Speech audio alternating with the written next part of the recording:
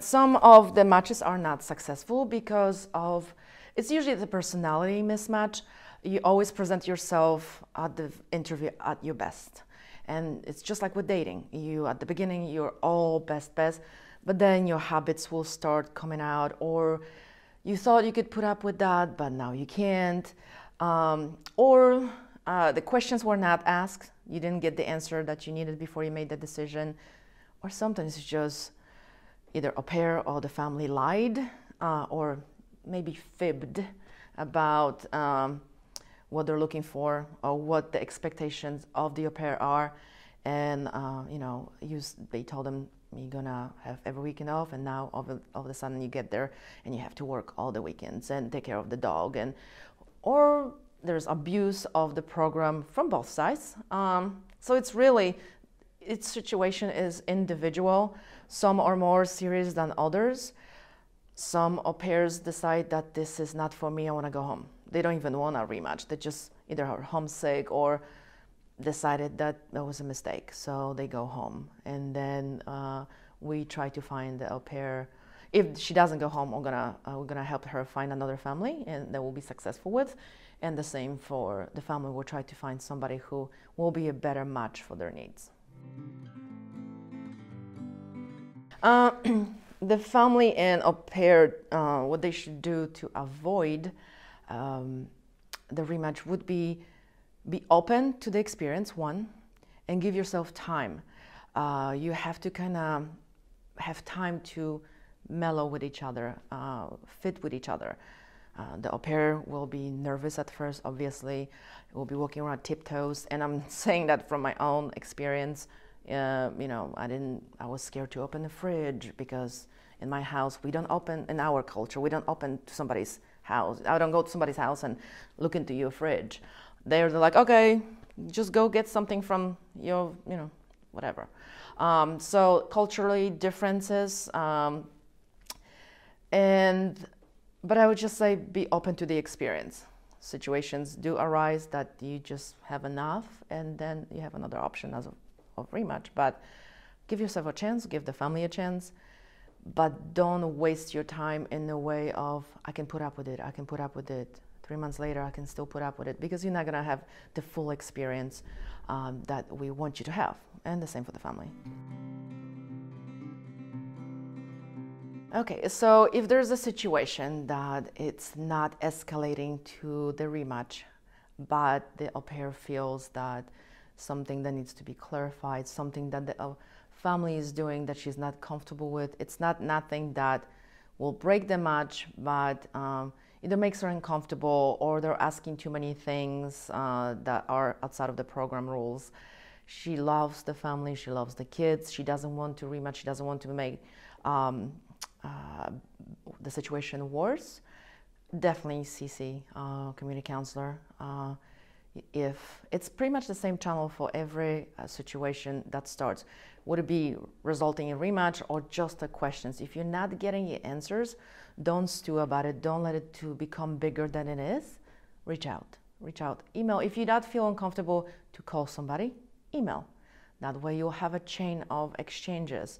And if you don't want to escalate this, or you want the community counselor or us to communicate your fears, your uncomfortable situation, without making the other the family feel uncomfortable. And then I'm sure there's a fear like, oh, if I say something, then they're gonna be mad at me, then they're not gonna like me anymore, the situation will be weird, and I don't want to be weird, so I better not tell anything.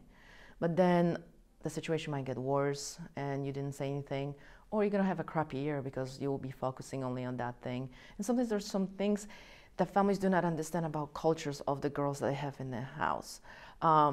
They feel like they're open to those situations, but they just not realize that in that culture that's maybe considered rude, or in this culture that's not how we do things, and the girl is open to it, but she's not comfortable with what they're asking.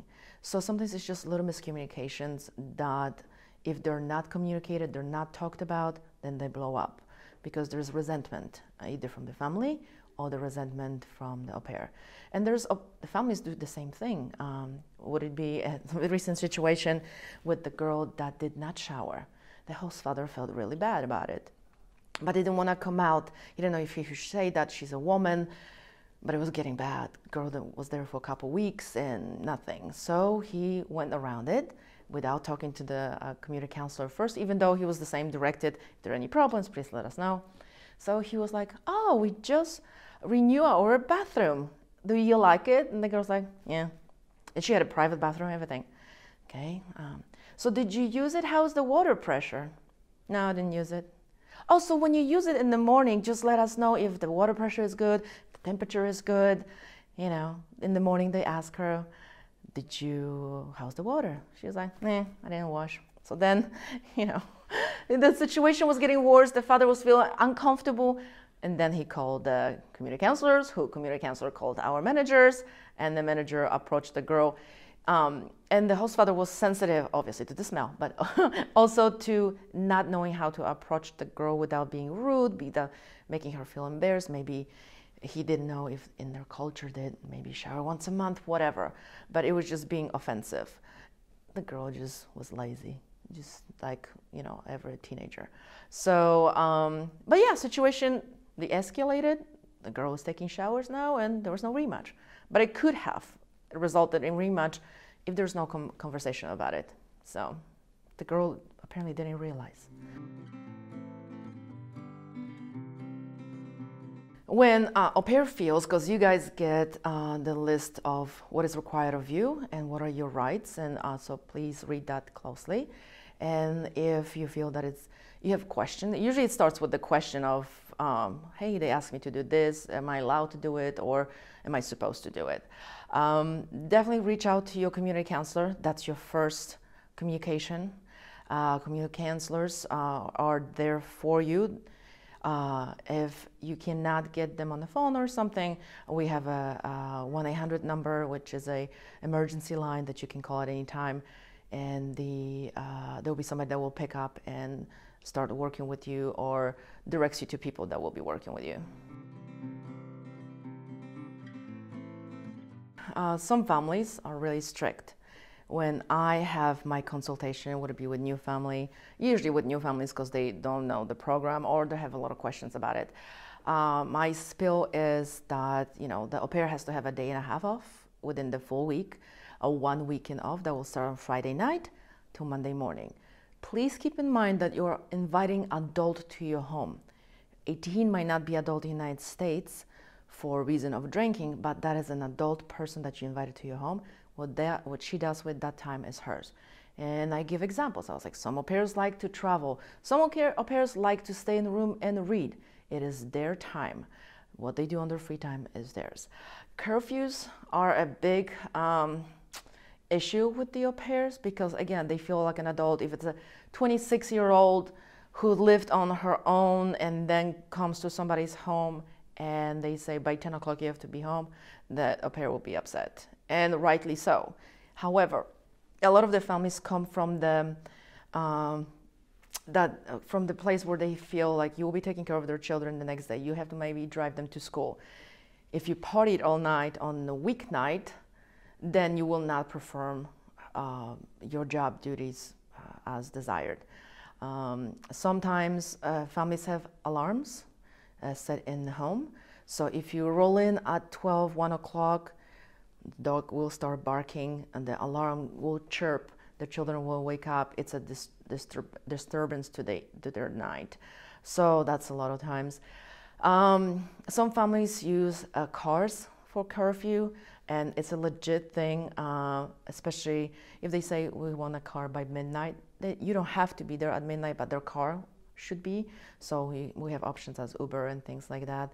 It's because after midnight, statistically, there's a lot of drunk drivers. So it's for their safety and the car's safety. They don't want you to, they care. A lot of the things that come up with this is because they care. They feel that they are responsible. Because yes, there are employees, but they're not. Because the way we introduce them to the program is we want you to, and the au pair to become a family. Would it be a long lost cousin? For the au pair's experience and your experience, full emerge into the family mode.